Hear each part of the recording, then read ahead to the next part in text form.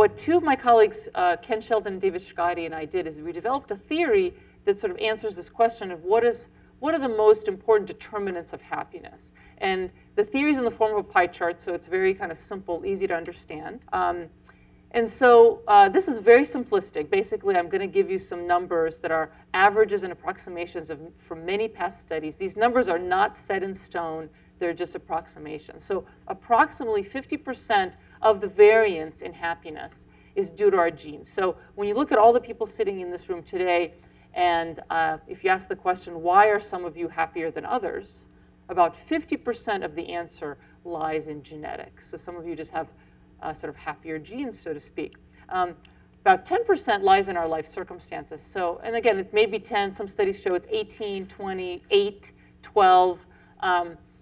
And so this means that we all differ in our life circumstances. Some of us are richer, some of us are poorer, some of us are, more or less attractive, more or less healthy. And so that does play a factor in happiness, play a part in our happiness, but not as big as you'd expect. In fact, a lot of people are astonished to see that number being so small. They think that, oh, I'll be happier when, I achieve more positive circumstances in my life, when I get a new job, or when I get a boyfriend, when I have a baby. But the truth is those things don't affect our happiness as much as we think they will.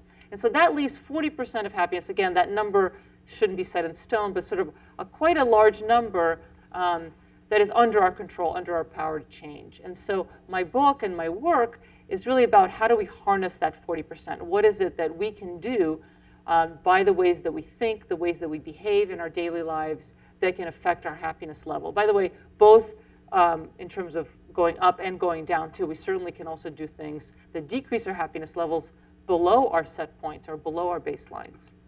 Okay, so one thing that researchers have done is they've looked at what happy people do. So they study happy people. So you find a group of people who are really happy, who are really sort of successful at being happy, and you want to find out what is their secret, what is it that they're doing. And actually, this is something that I started my career studying. And so research shows that happy people are really good at relationships. If you look at the happiest people, they all have really stable, fulfilling relationships, partnerships, friends. Even with their pets, they have good relationships. Okay, so happier people are more grateful. Happier people are more helpful and philanthropic. Happier people tend to be more optimistic about the future.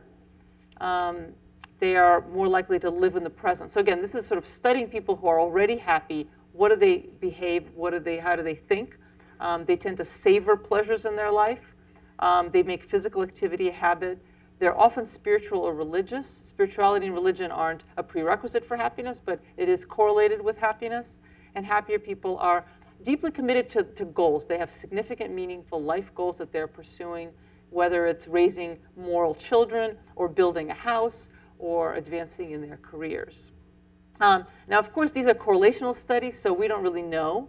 But I used to be, journalists used to call me often in these days when I did this kind of research, and they would ask me, well, what can we tell our readers about what they can do to become happier? And I'd often say, well, I don't know, because just because a happy person does something doesn't mean that if we do what they do, we're going to be happier, because it's just a correlational finding.